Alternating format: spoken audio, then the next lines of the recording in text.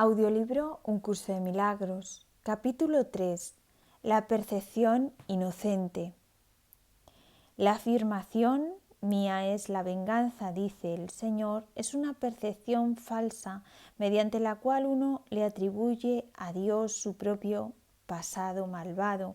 Ese pasado malvado no tiene nada que ver con Dios. Él no lo creó ni tampoco lo sustenta.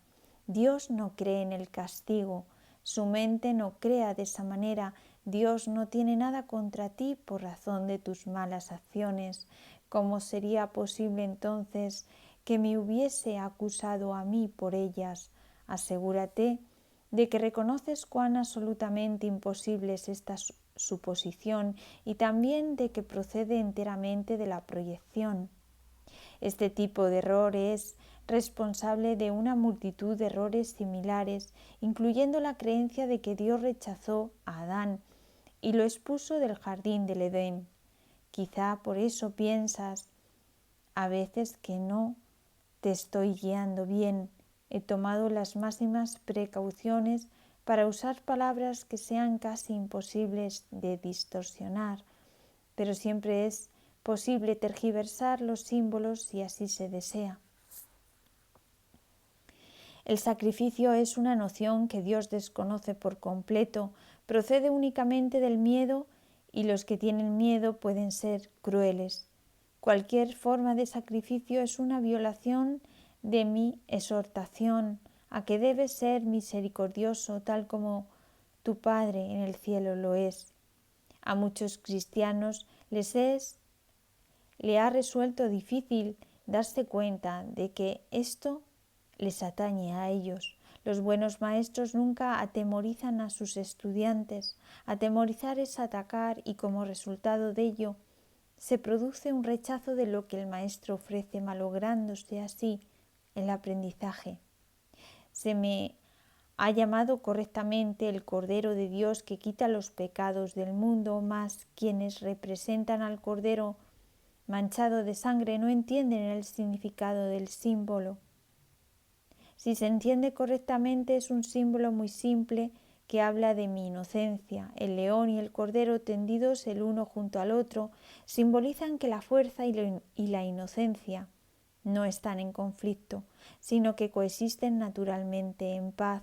Bienaventurados los puros de corazón, porque ellos verán a Dios. Es otra forma de decir lo mismo. Una mente pura conoce la verdad y en eso radica su fuerza. No confunde la destrucción con la inocencia, porque asocia la inocencia con la fuerza y no con la debilidad.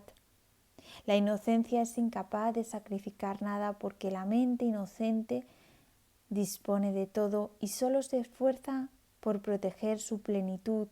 No puede proyectar. Tan solo puede honrar a otras mentes porque honrar a otros es el saludo natural de lo verdaderamente amado hacia los que son como ellos.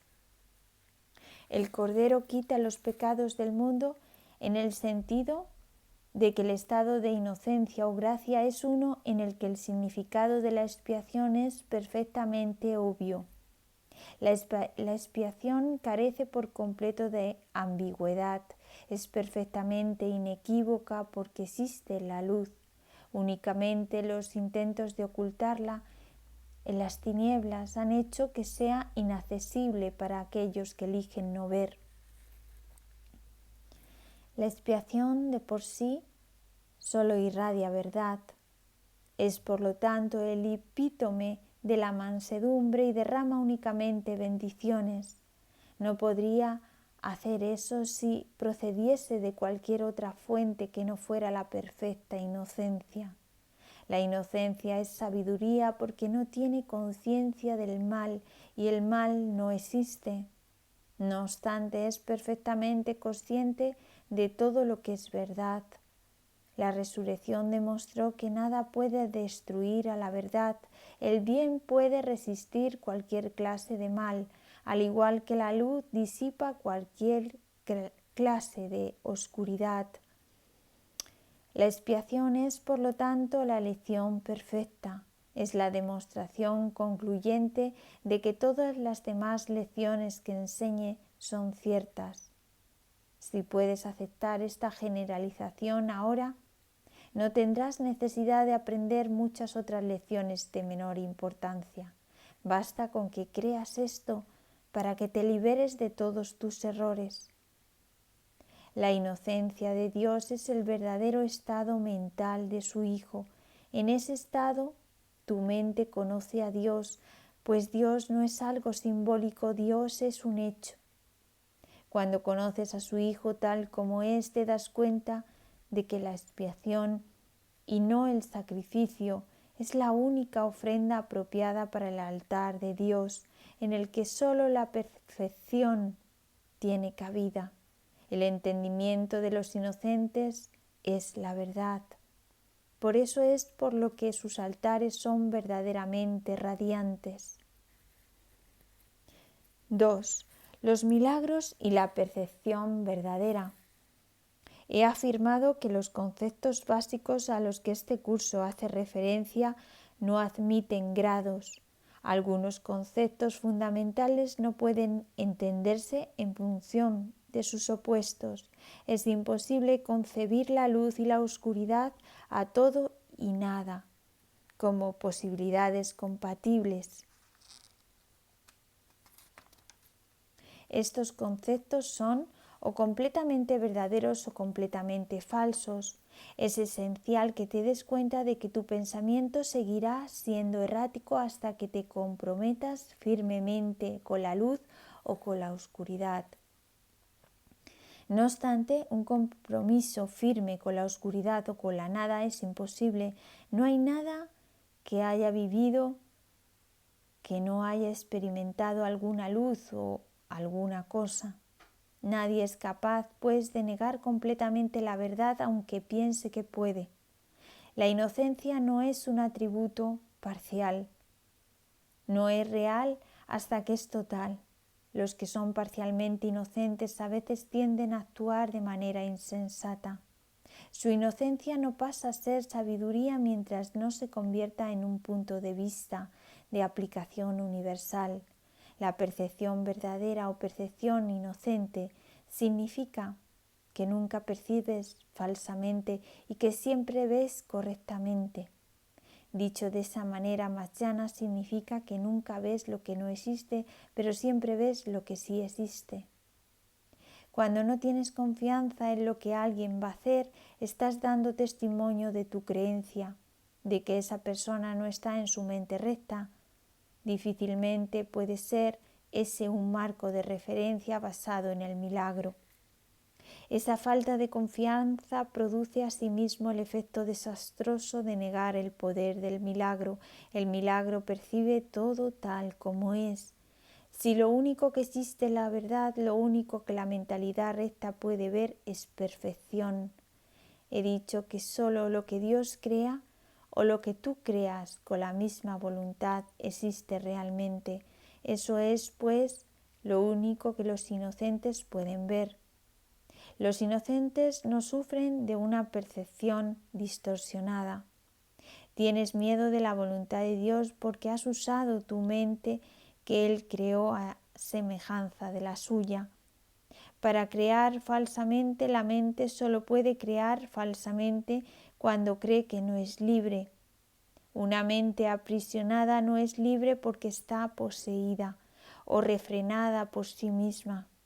Está, por lo tanto, limitada y la voluntad no es libre de afirmarse a sí misma.